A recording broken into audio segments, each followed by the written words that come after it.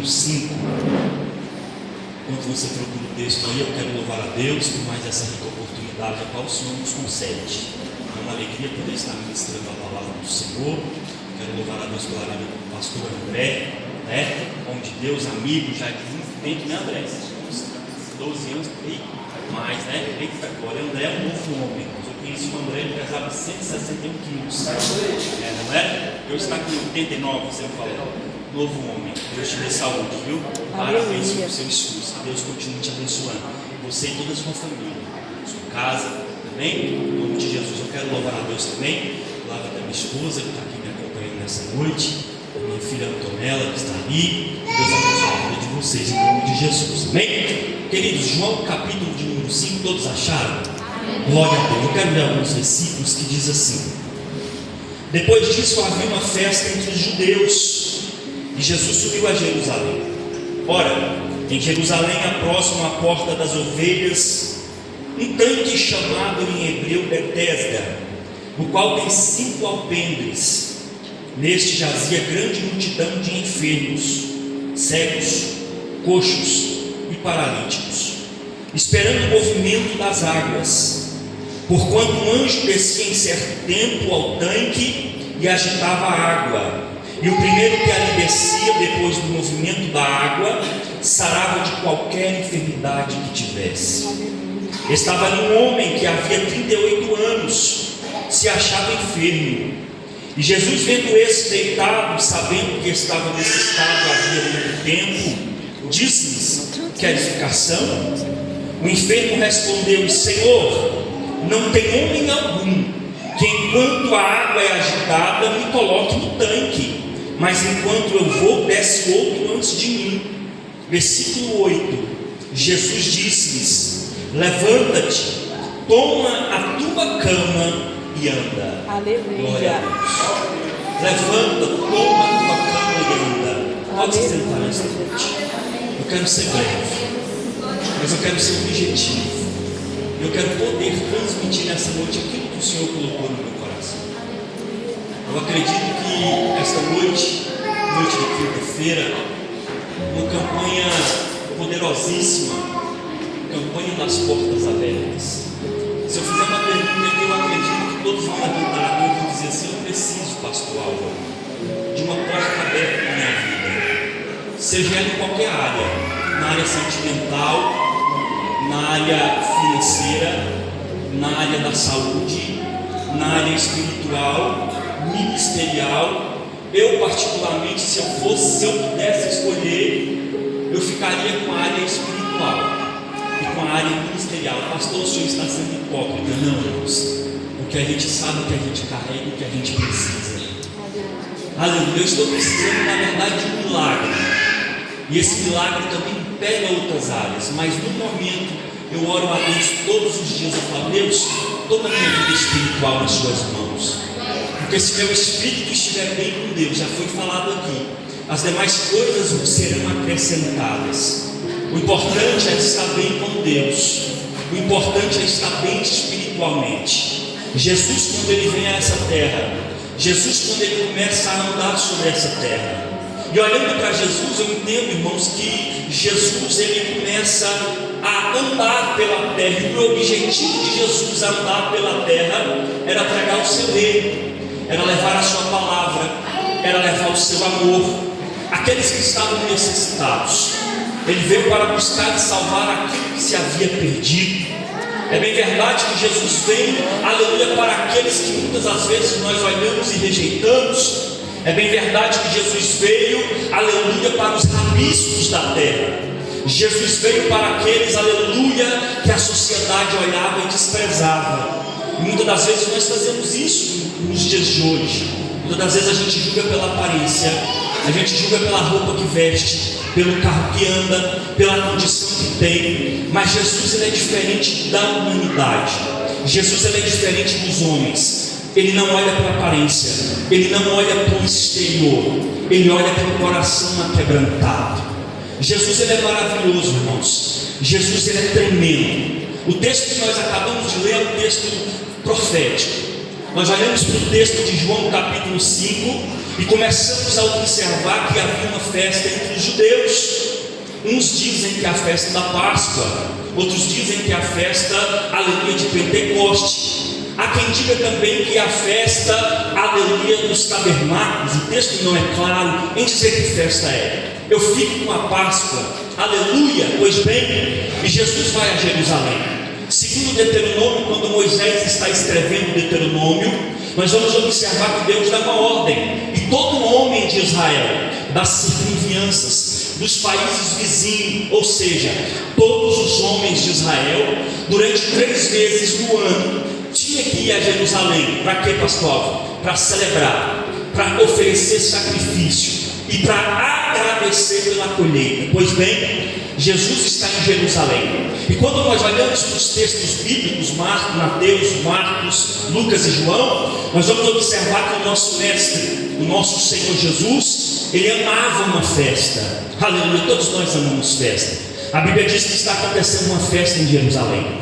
Jesus chega em Jerusalém, Jesus está em Jerusalém. E o que me chama a atenção nesse texto é que nesse exato momento, Jesus não está preocupado em se divertir na festa. Não, Jesus não está preocupado, aleluia, em fazer amizades na festa. Não, o texto diz que Jesus se dirige para um lugar triste.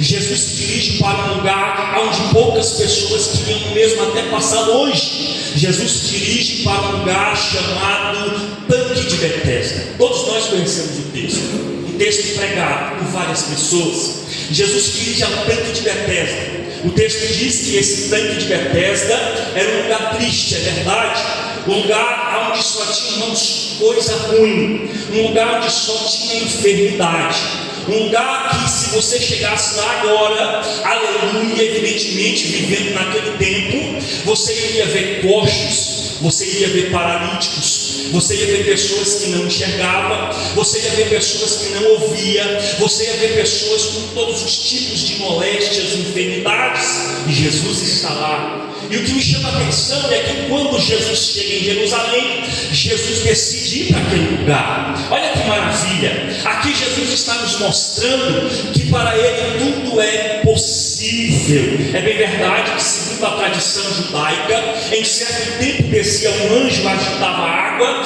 e aquele que tocasse no primeiro, ele recebia a cura de qualquer enfermidade. O texto diz isso. A Bíblia diz também que havia ali um homem, aleluia, que há 38 anos padecia com uma enfermidade, 38 anos sofrendo, 38 anos padecendo, 38 anos, irmãos, vamos dizer assim, comendo pão que o diabo amassou. Eu fico imaginando, e às vezes eu me coloco, aleluia, ali naquele tanque de Betesda, no momento em que a história, aleluia, torria. Eu fico imaginando um cego ali, tudo bem que ele não enxerga, mas ele tem perna para andar. Às vezes o anjo agitava a água e o cego, sem a ajuda de ninguém, tocando, quem sabe, nas paredes, nas colunas do tanque, ele conseguia chegar, aleluia, até a água e tocar nela, é verdade?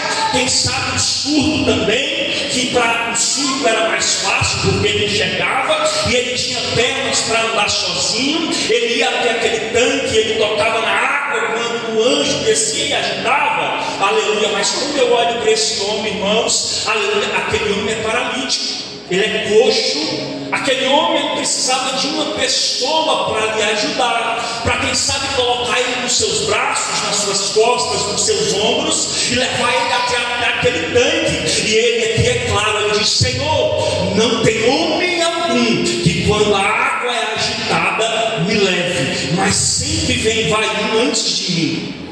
É triste a história desse homem. Nós olhamos para esse homem e observamos que ele é totalmente dependente das pessoas.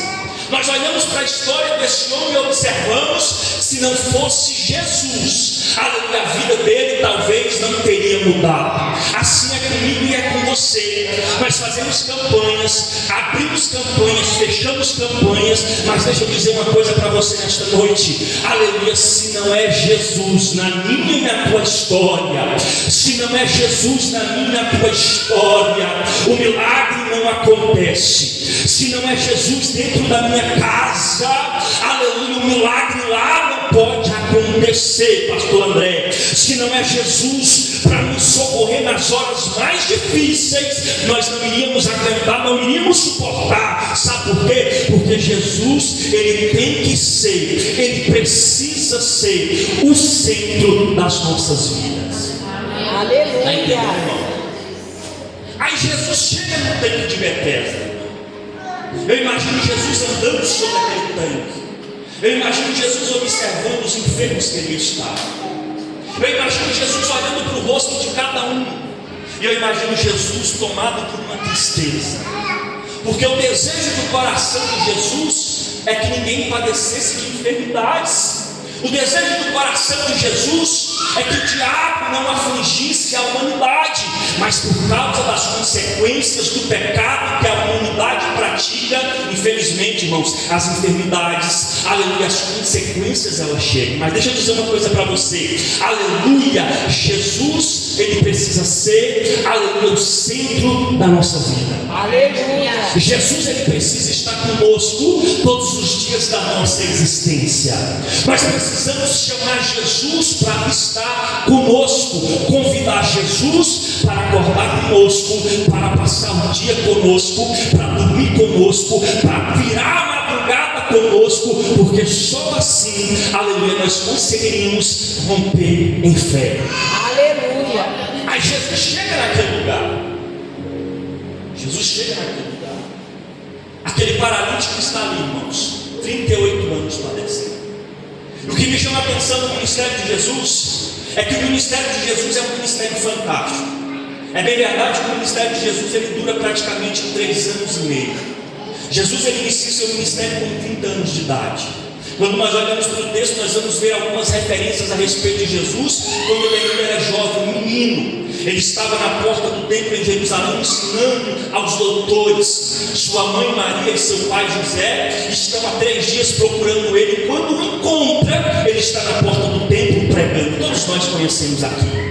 Mas se nós observamos o mistério de Jesus, nós vamos observar que Jesus, aleluia, ele nos ensina. Jesus, ele nos dá exemplo. Jesus, ele nos exorta. Jesus, ele nos capacita. Como assim? Eu vou te mostrar, irmãos. Quando nós olhamos para o Evangelho segundo escreveu São Marcos, nós vamos entender que o ministério de Jesus ele começa com João Batista dando um testemunho a respeito do próprio Jesus. Depois que João Batista testemunha a respeito do próprio Jesus, diz o texto sagrado que Jesus agora desce até as águas do Rio Jordão para ser batizado por João Batista.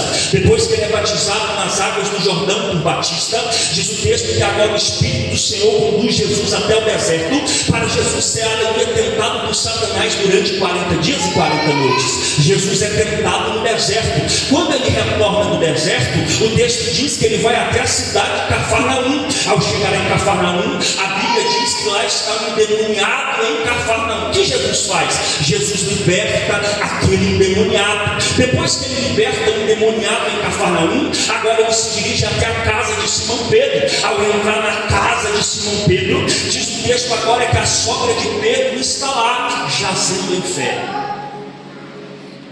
Aquela mulher está enferma, aquela mulher está doente. O texto diz que ela está jazendo em febre. E eu fico imaginando a situação daquela mulher. Eu fico imaginando, irmãos, o que aquela febre poderia causar em sua vida. Talvez ela estava à beira de uma convulsão. Talvez, aleluia, o seu corpo já estava deplorável.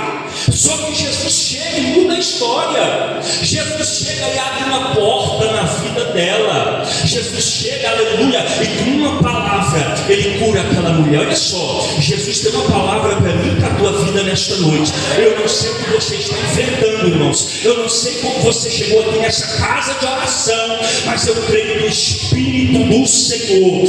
Pela fé, eu contemplo o Espírito de Deus trabalhando em vida de pessoas aqui. Aleluia. Aí Jesus cura a sogra de Pedro. Marcos continua escrevendo e ele diz que depois que Jesus cura a sogra de Pedro, ele agora se retira para um lugar isolado. Ele vai orar. Jesus precisava orar, irmãos? Jamais.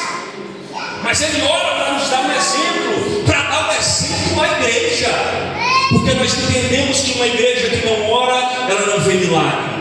Uma igreja que não ora, não adianta ela fazer campanha. Uma igreja que não anda na direção de Deus, irmãos, até faz, mas não vê resultado, porque quem manda é Ele, quem faz é Ele, quem ordena é Ele, quem prepara é Ele, quem capacita é Ele, quem abre o céu é Ele, quem manda a bênção é Ele. Então, se nós não tivermos intimidade com Ele, não adianta, nós precisamos orar. Aí Jesus ora, aí diz o texto que após Jesus orar, ele vai curar um leproso. Depois que ele cura um leproso, diz o texto em Marcos capítulo de número 2, que agora ele está dentro de uma casa, pregando o seu evangelho, ensinando e falando sobre o reino. A Bíblia diz que a casa onde Jesus estava, está abarrotada de pessoas. Aleluia, pessoas nas portas, pessoas nas janelas, não tem como entrar dentro daquela casa. Quando de repente chega um aleijado numa maca, trazido por 4, olha que interessante. A Bíblia diz que quando aquele homem chega ali, aqueles carregados por aqueles 4, eles observam e veem que não tem como entrar naquela casa. Então eles têm uma ideia. Qual a ideia, pastor? Eles vão subir pelo telhado, vão abrir um buraco, vão descer a maca. Jesus fala a pregação, ele olha para cima e eu penso, aleluia, todo mundo olhando para aquilo ali. Sabe por quê, irmãos? Porque fé mexe com o coração de Jesus. Jesus para a pregação e ele olha aquele aleijado descendo pelaquela maca. Sabe o que ele faz? Filho, tem bom ânimo, os teus pecados estão perdoados. Aleluia. Os escribas que ali estavam diziam assim: quem é ele para perdoar pecado? Eles estão pensando, só que Jesus conhece os pensamentos do homem, pastor André. Jesus conhece os pensamentos do homem e ele olha ali e fala assim: o que é mais fácil? Dizer a este homem: perdoados estão os teus pecados, ou dizer a ele: levanta e vai, levanta e receba a tua cura. Para saibais que o Filho do Homem tem autoridade na terra para perdoar pecado, eu te digo: levanta e vai. Aleluia! Aquele homem sai dali curado. A Bíblia diz que depois que Jesus cura o paralítico em Cafarnaum, para onde ele vai agora, pastor? Diz o texto que ele desce até a casa de Levi, onde ele vai sentar e comer com pecadores. Depois que ele come com pecadores na casa de Levi, o texto diz que ele se dirige às margens do mar da Galileia, onde ele vai curar pessoas com tudo quanto é tipo de doenças. Observe o que Jesus está fazendo. A Bíblia diz que após curar à beira do mar da Galileia, Jesus agora vai acalmar a tempestade. Ele fica tranquilo. Foi falado aqui: tempestade não é para matar crente, tempestade não é para você parar, tempestade não é para você desistir, mas tempestade é para você passar com a cabeça erguida. Tempestade é para você passar glorificando, porque lá na frente tu vai sair mais experiente, lá na frente tu vai sair mais maduro, lá na frente você vai ver a glória de Deus. Aleluia. Glória. Aí Jesus acaba a tempestade, irmão, que coisa linda. É o ministério de Jesus. Jesus acalma a tempestade. Agora, pastor, ele vai para Gandara. Quando ele chega em Gandara, ele liberta um endemoniado gadareno. Após libertar um endemoniado gadareno, Jesus então é rejeitado pelos gadarenos. Olha a ingratidão. Jesus chega no ambiente, faz um milagre, agora ele é rejeitado, pastor André. Se eu fosse Jesus, sabe o que eu fazia? Se eu, Álvaro, eu tinha largado mão. Talvez eu teria saído dali blasfemando e xingando até o povo tudo. Porque é assim que nós fazemos, é assim que a gente faz. Mas Jesus não, Jesus levanta a sua cabeça, continua o seu ministério. A Bíblia diz que após libertar um endemoniado gadareno e ser rejeitado em Gandara, ele agora vai, aleluia, curar a mulher do fluxo de sangue, 12 anos padecendo. Quando Jesus entra na história, aquela mulher que então gastava tudo quanto tinha, indo de mal a pior, ela começa a ver a glória de Deus. Ela agora sente o poder de Deus sobre a sua vida. Mas não acaba aí. A Bíblia diz que chegam homens dizendo: olha, não importuna mais o mestre, porque a tua filha morre. Jesus olha para ele e diz assim: não temas, crê somente. Aí ele vai até a casa do oficial Jairo, e quando ele chega na casa do oficial Jairo, ele pega os mais íntimos dele, a mãe e o pai da menina, entra para dentro do quarto e fala assim para ela: Talita cumi, meu Deus do céu, céu. Eu estou sentindo a presença de Jesus aqui. Jesus está fazendo um milagre na minha e na tua vida, meu irmão. Jesus está fazendo algo sobrenatural. Talvez você entrou aqui hoje triste, cabisbaixo, frustrado, amargurado. Talvez você entrou aqui nesta casa de oração hoje pensando que é o fim, pensando em desistir. Mas Deus tem uma palavra para você nesta noite. Não temas, crê somente. Não temas, crê somente. Glória a Deus. Aí Jesus cura, irmãos, ressuscita a filha de Jairo. Depois que ele ressuscita a filha de Jairo, o texto diz que agora ele vai a Nazaré. Ele vai fazer o que lá? Pregar o evangelho, levar a sua palavra. Sabe o que acontece, irmãos? A mesma coisa que aconteceu em Gadara. O texto diz que os nazarenos rejeitam e expulsam Jesus. Ele vai ser expulso de Nazaré. Jesus não larga a mão do arado. Jesus não para o seu ministério. Ele continua marchando. Ele sai de Nazaré. E agora sabe para onde ele vai? Multiplicar pães e peixes para uma multidão de mais de 5.000 pessoas. Acabou, pastor Alvin, não tem mais. Depois que ele multiplica pães e peixes para uma multidão de mais de 5.000 pessoas, o texto diz que ele vai andar sobre as águas. Você está pegando aí, irmão? Tem milagre para você, portas abertas, não é? Quem veio aqui buscar algo sobrenatural? O dono do milagre está aqui, eu sinto a presença dele. Aí ele anda sobre as águas. Depois que ele anda sobre as águas, o evangelista Marcos diz que ele vai a Genezaré. Quando ele chega em Genezaré, ele cura o homem suvigado. Depois que ele cura o homem suvigado em Genezaré, diz o texto que os escribas e sacerdotes vão, aleluia, procurar matar Jesus. Aí sabe o que Jesus faz?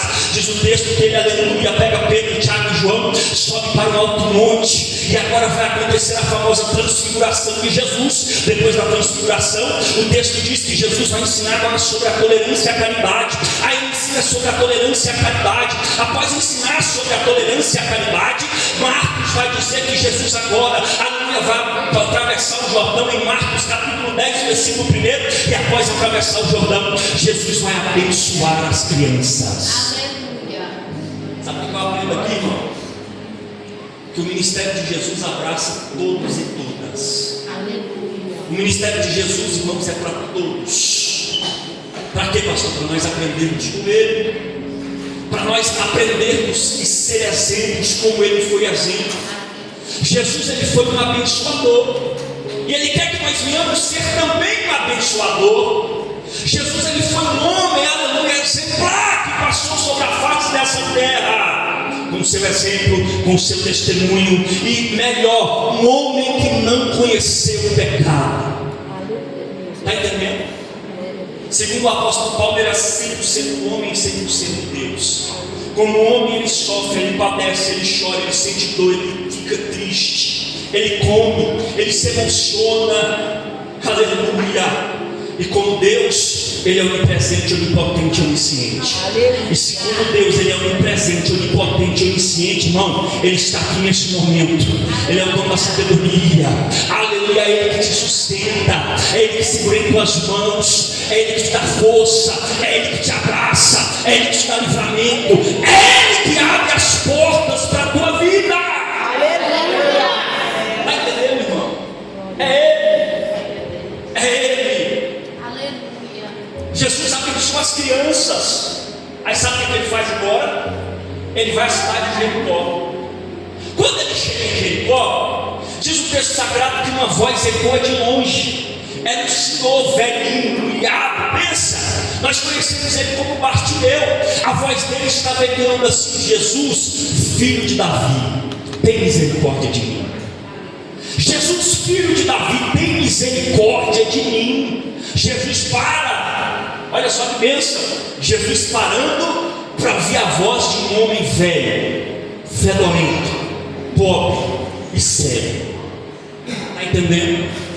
Talvez eu e você não parasse. Quantos cegos a gente vê na rua, quantos sujos a gente vê na rua, quantos humilhados a gente vê na rua, e a gente vira as costas, a gente abaixa a cabeça, a gente nem ora para eles. E Jesus está falando assim: filho, siga o meu exemplo, ouça os pobres, ouça os humilhados, ouça, porque eu estou nesse negócio. Aleluia. Aí Jesus escuta a voz de Batimeu: filho de Davi, tem misericórdia. Jesus para. O que tu queres que eu te faça? Eu quero ver, Senhor. Está entendendo, irmão? Jesus cura aquele homem. O texto diz que após ele curar o cego de Bartimeu em Jericó, ele via dois dos seus discípulos a uma aldeazinha buscar um jumento, a qual homem algum havia montado. O que acontece agora?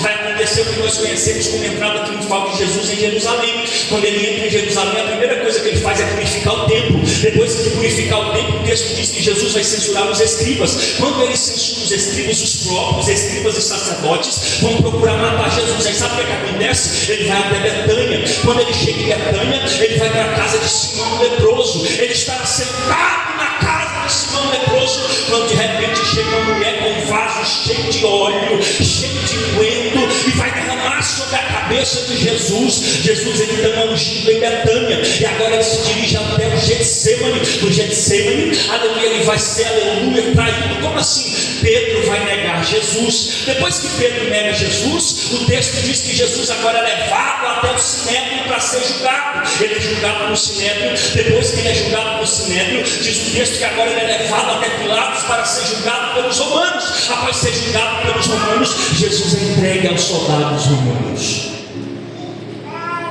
Ele é entregue aos soldados romanos. Sabe o que eu quero dizer para você nessa noite? Através dessa campanha de portas abertas, Jesus ele vai entrar na tua história. Aleluia. João capítulo 10, versículo 9 diz que ele é a porta. Diz que ele é a porta. Então, se ele é a porta, pode passar por ele sem medo, porque ele tem algo sobrenatural para fazer através de você. Aleluia. Ele é entregue aos soldados romanos. Agora colocam uma cruz nas costas dele, e ele está em direção ao Calvário. No Calvário ele é colocado na cruz, e todos nós conhecemos o texto bíblico. Jesus morre. Depois que Jesus morre, ele é sepultado, evidentemente. Irmãos, imagina a cara do diabo olhando Jesus naquela cruz, morto.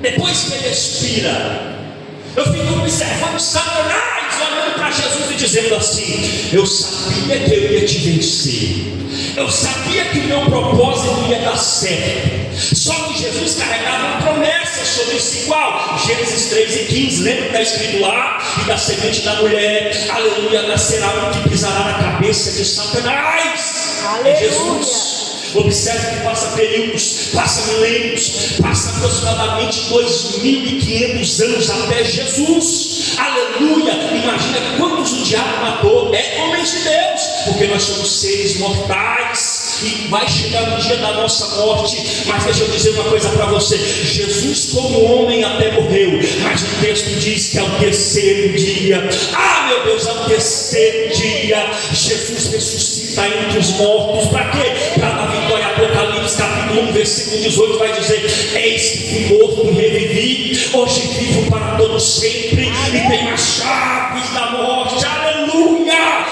Ele ressuscitou para quê? Para que hoje eu e você alcançássemos a libertação.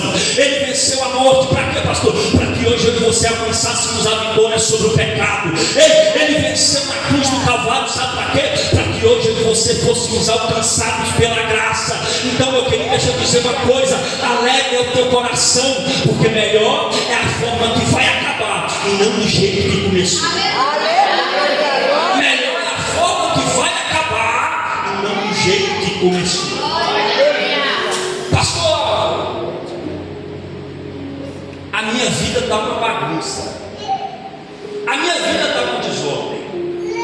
Eu estou aqui hoje, mas eu passei a semana inteira mentindo. Eu estou aqui hoje, eu vim com essa palavra, mas eu passei a semana inteira adulterando. Eu estou aqui hoje, eu vim com essa palavra, mas eu passei a semana inteira, aleluia, sendo consumido pela enfermidade. Eu estou aqui hoje, eu vim com essa palavra, mas o diabo passou a semana inteira apontando o dedo no meu rosto e dizendo que vai me matar. E deixa eu dizer uma coisa: graças a Deus o Espírito de Deus te trouxe aqui nesta noite. Graças a Deus o Espírito renovador, o Consolador te trouxe aqui nesta noite. Por quê? Porque Ele vai renovar tua força. Mulher, Deus vai renovar tua força. Varão, Deus vai renovar tua força. força. Mulher, Deus vai fazer de você uma fonte que vai jorrar água viva. Quem crê, irmão? Só para quem crê. É só para quem crê. Levanta a tua mão e glorifica o nome dele. Glória a Deus. Está entendendo? Esse é o ministério de Jesus. Eu fiz aqui um panorama do ministério de Jesus para você entender o que Jesus é capaz de nos proporcionar. Fica tranquilo, fica tranquila. É difícil, a luta vem, mas logo passa. A luta vem, mas logo passa. Ei, varão, ei, mulher, fica tranquilo. O vento está soprando na tua vida, a tempestade está batendo aí na tua porta. Faz parte do processo. Faz parte do processo. E deixa eu dizer uma coisa para você: não tem para onde correr. Não tem para onde correr. Dói, machuca, às vezes maltrata, mas melhor é estar do ladinho de Jesus, caminhando com Ele, ouvindo a voz dEle, sentindo a presença dEle, do que estar longe dEle. Você está olhando para a televisão, nos noticiários, irmão? Você está vendo como é que o mundo aí fora está? Tu tem acompanhado os jornais? Tu tem visto o caos que está o planeta? Tem uns abençoados que eu converso aí, eles falam assim: pastor, mas isso não existe desde quando eu era criança. Isso aí acontece desde os meus antepassados. É verdade, mas isso é Bíblia se cumprindo, irmão. Isso é a palavra de Deus se cumprindo. É um alerta para a igreja, é um alerta para o povo ficar, aleluia, atento. Está entendendo? Nós não podemos cochear em dois pensamentos. Nós não podemos cochear em dois pensamentos. Ou a gente serve a Deus, ou a gente serve a Satanás.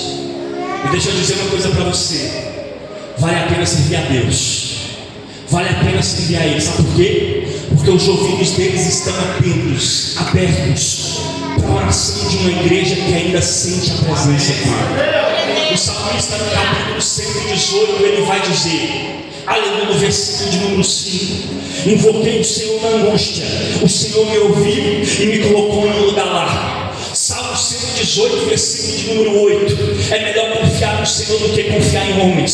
Salmo 118, versículo 9: é melhor confiar no Senhor do que confiar em príncipes. Salmo 118, versículo de número 14: o Senhor é a minha força, é a minha fortaleza, Ele colocou um cântico na minha boca e me salvou. Salmo 118, versículo de número 16: a destra do Senhor se exalta, a destra do Senhor faz proezas. Salmo 118, versículo 17: não morrerei, mas viverei e contarei as obras do Senhor. Salmo 118, versículo 29: louvai ao Senhor, porque Ele é bom e porque a sua benignidade ou glória, ela dura para sempre. Ele está aqui, eu sinto a presença de Jesus aqui, o poderoso está aqui, o Rei da Glória está aqui. Aleluia, daqui a pouco você vai passar de baixo. Eu acredito que é assim que funciona. Passe com fé. Paulo, ele vai dizer, irmãos, que nós precisamos viver pela fé. Quem vive pela fé alcança milagre. Quem vive pela fé alcança o impossível. Aleluia. Eu quero contar um negócio para você e já vou encerrar. Há praticamente 10 anos atrás, eu fui diagnosticado com enfermidade que na medicina não tem cura. Essa enfermidade é uma enfermidade que me debilita bastante. Tem 10 anos que eu faço tratamento. E a minha esposa que me acompanha em tudo. Aqui o pastor André que vê tudo. Essa enfermidade é uma enfermidade que pega todo o meu trato gastrointestinal. Todo o meu aparelho digestivo. Da boca até o ânus, até o reto lá embaixo. Essa enfermidade é uma enfermidade, irmãos, que me debilita bastante. Quando eu descobri essa enfermidade no final de 2017, antes de eu descobrir essa enfermidade, eu levava uma vida normal, mas de repente eu comecei a sentir dores abdominais terríveis, cólicas abdominais terríveis. Eu comecei a encarar o banheiro de 15 a 20 vezes por dia. Minha vida se tornou uma loucura, minha vida se tornou um desespero. Eu tive que parar de trabalhar, eu abandonei a minha vida normal.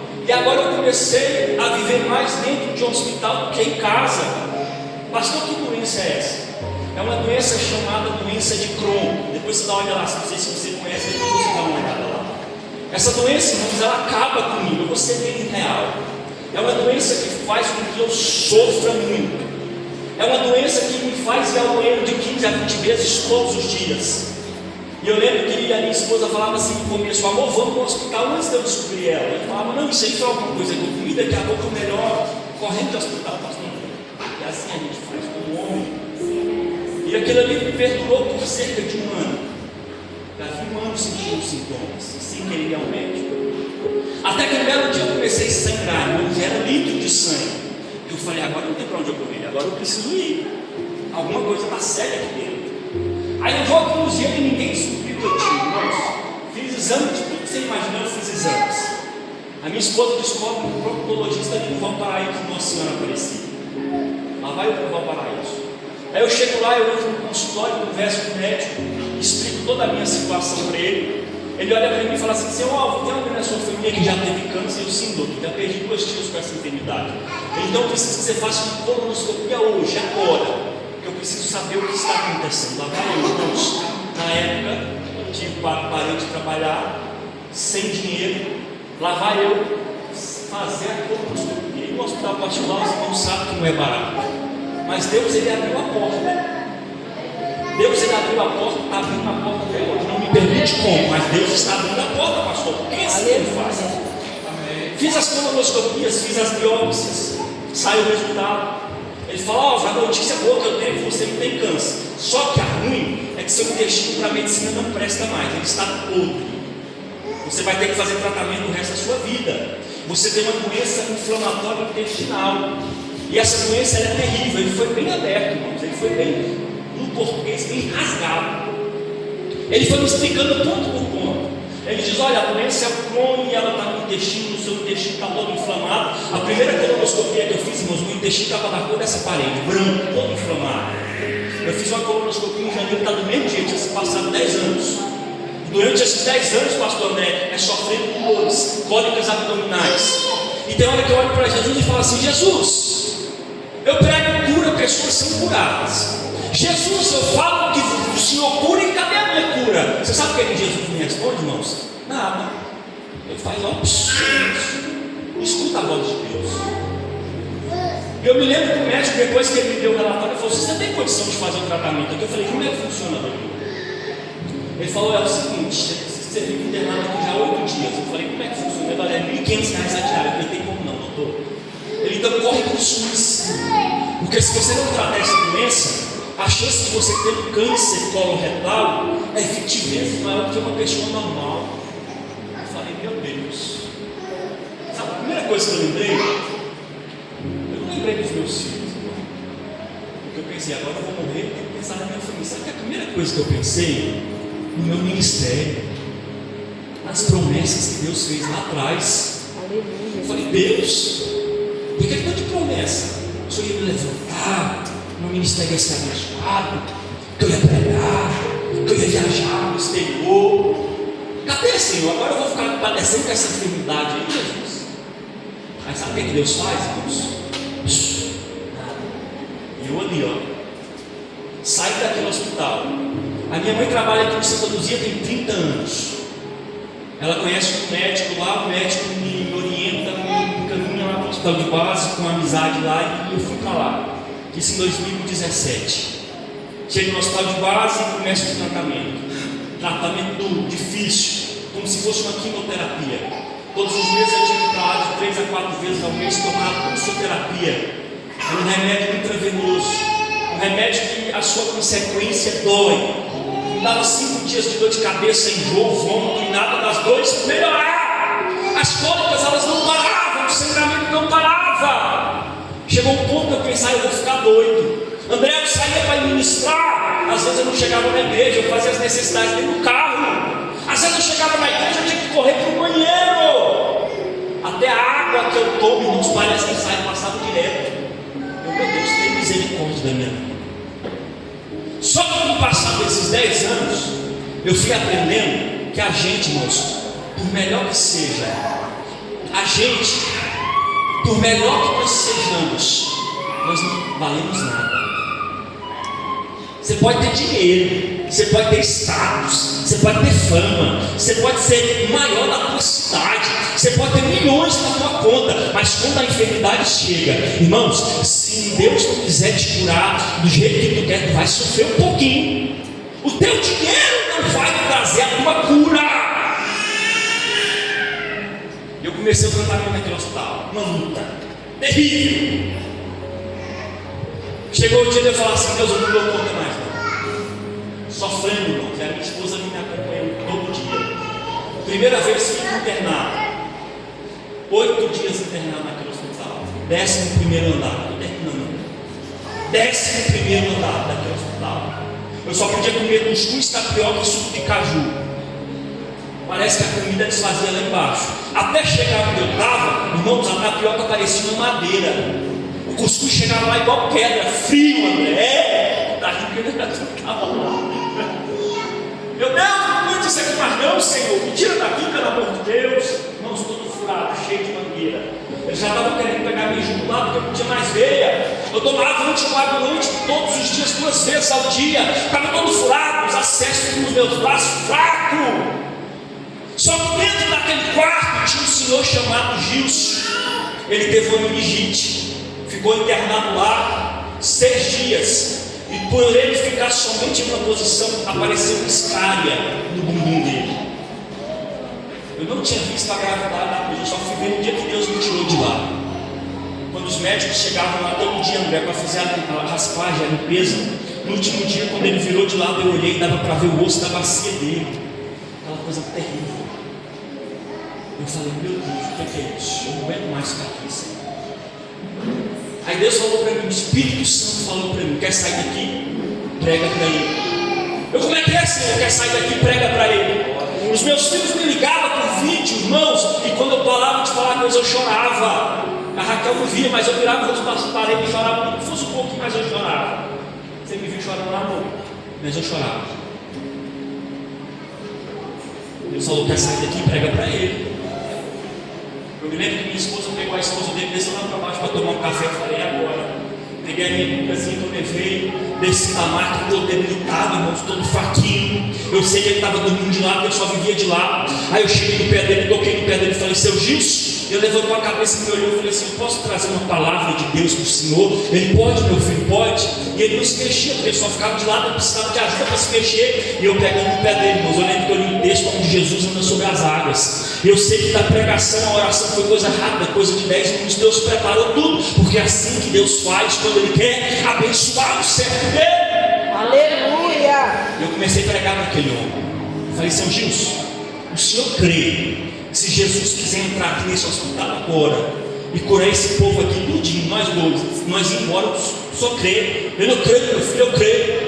Eu falei: então creia. Aí eu peguei no pé dele e comecei a orar por ele. Falei: Jesus, toma esse homem nas tuas mãos. Seu Gilson saiu de lá, irmão, cheio de fé. Todos os dias, 8 horas da manhã, a médica passava lá, olhava para mim e falava assim: seu Álvaro, sem previsão de alta. Todos os dias, André. Aquela mulher já estava me incomodando. Aquela mulher saiu de lá, a vontade que eu tinha era de pular nela. Eu não aguento mais ficar nesse lugar. Todo dia, 8 horas da manhã, eu criava uma expectativa na minha cabeça. Eu criava uma expectativa que ela ia chegar lá e falar assim: seu Álvaro, está pronto para ir embora, você vai embora hoje. Mas quando ela chegava lá, ela me frustrava. Aí eu oro pelo seu Gilson, amor de Deus. Isso na quarta-feira, 8 horas da manhã. A médica já tinha passado lá. Quando é por volta de 11h15 da manhã, mais ou menos, entra o chefe da proctologia dentro do quarto. Um homem magro, alto, careca. Aquele tanto de médico que estuda, que faz, né, os estudos lá, os estagiários, irmãos, inclusive a médica que passava todo dia. Eu estava sentado na maca lá, fraquinho, triste, desanimado. Aquele homem vai diretamente em mim. Ele pega no meu joelho, bate no meu joelho e fala assim: está pronto para ir embora hoje, seu Álvaro? Aleluia! A gente ainda é crente. Ele só vai embora hoje. Está bem? Eu falei: mais ou menos. Deus: não, mas tem problema, eu estou vindo aqui, dá para você ir embora. Pode ir lá embaixo lá e assinar sua alta que você vai embora. Hein? Sabe o que é isso? É a fidelidade de Deus. Quando Deus fala, ele cumpre. Quando Deus fala, ele faz. Quando Deus fala, ele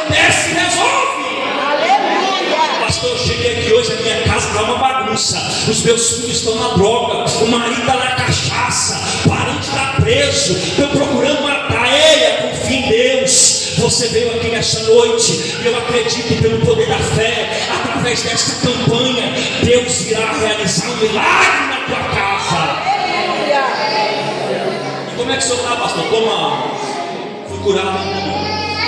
Posso mentir? Eu não posso chegar aqui e falar: Jesus me curou só para te emocionar. Não estou curado ainda. De vez em quando ele levanta um profeta ali, eu tenho um tempo para cá, porque de uns 6 anos para cá, que até então Jesus não falava nada. Aí de vez em quando ele levanta um profeta e fala assim: eu estou te curando. A cura vai chegar. Eu amei, Senhor. Glória a Deus. Irmãos, o tratamento é um tratamento bíblico. Hoje, pela misericórdia do Senhor, pega a medicação pela farmácia de alto custo. Pega os papelados, leva para a defensoria pública. Falta mais do que tem, é verdade. Tem esse processo, trabalha todo tempo, já buscar o remédio, chega a mensagem: remédio falta. O remédio que eu tomo, irmãos, ele custa R$250 mil. Pode olhar lá no meu Instagram, está tudo lá, se você quiser. Eu mandei aqui para te falar. 250 mil, eu tenho que tomar esse remédio todo mês. Pastor, como é que o senhor faz? Não sei, mas eu sei que o céu faz. Aleluia! Aí a minha médica, ela pegou os papéis, tem mais ou menos 1 mês e pouco, 2 meses e pouco, ela falou assim: ó, está saindo um estudo aqui em Brasília, numa clínica renomada, você tem interesse? É só sobre o que eu falei: tem, doutora. Irmãos, no Brasil tem essa enfermidade. No Brasil tem muitas pessoas doentes assim. Eu peguei os papéis, a minha esposa passou para ela, e eles me ligaram, eu comecei esse estudo nessa clínica. Hoje eu trato ali com um ciclo de baneiras, irmãos, e os exames que eu faço, as medicações, é tudo de graça. Sabe o que é isso, irmãos? É Deus. E os exames que eu faço, que eu colho, eles não é, aleluia, laboratório aqui no Brasil, são dos Estados Unidos ou para a Inglaterra. Irmãos, eu estou falando isso aqui, não é para me exaltar, não. Eu estou falando isso aqui, sabe para quê? Para falar para você que Jesus ainda faz. Jesus ainda realiza. Esses dias eu cheguei no consultório da médica, a última consulta no Brasil, na M2, no Ciro Libanês, e ela pegou os exames e ela falou assim: ó, vou ler aqui para o senhor que está em inglês, tá? Eu falei: pode ler, doutora, que esse idioma eu não entendo, não. E ela começou a ler. Eu só fui entendendo quando ela começou a falar das alterações causadas pela doença. Mas Deus, irmãos, está cuidando. Deus está tratando. Deus está trabalhando. Eu quero que você fique de pé nessa noite. Eu vou orar 1 minuto e já vou devolver o microfone. Posso orar? 1 minuto, irmão. Eu já passei 10 minutos. Mas eu quero orar pela tua vida. Eu quero que você feche os teus olhos. Eu não sei o que você está enfrentando. Eu não sei como é que está a tua vida. Mas eu tenho uma palavra para você nessa noite. Confia em Deus. Espera no Senhor. Ele ainda abre porta. Ele também fecha porta. E quando ele abre porta, irmãos, o homem não pode fechar. E quando ele fecha, o homem também não pode abrir. Deus, eu quero nesse momento orar por esta igreja, Pai. Senhor, eu quero orar pelo teu povo, Senhor. Eu quero orar, Senhor, nesse momento por esta casa de oração. A tua palavra diz que a oração do justo pode não ter seus efeitos. A tua palavra diz, meu Deus, que quando a gente clama, o Senhor atende. Ó Senhor, eu quero orar por esta igreja, Pai. Deus, em nome de Jesus, visita esse povo agora, Senhor. Visita esse homem que veio aqui ouvir essa palavra. Eu não sei o que ele está enfrentando, mas o Senhor sabe, o Espírito Santo do Senhor sabe. Visita a casa dessa mulher, Senhor. Meu Deus, visita os filhos dessa mulher, Senhor. Meu Deus, visita a saúde do teu povo. Visita, Senhor, nesta noite. Oh, Jesus. Visita essa igreja, Espírito Santo. Deus, aonde tiver uma enfermidade nesta noite, desce com o teu poder e cura, Senhor. Meu Deus, aonde tiver um demônio alojado, meu Pai, escondido, Senhor, meu Deus, eu repreendo, Pai, nesse momento, e eu profetizo vitória sobre a vida desta igreja. Eu profetizo um milagre sobre a vida desta igreja. Amém, igreja? Amém. Você recebe nessa noite? Amém. Então aplaude Jesus, amém?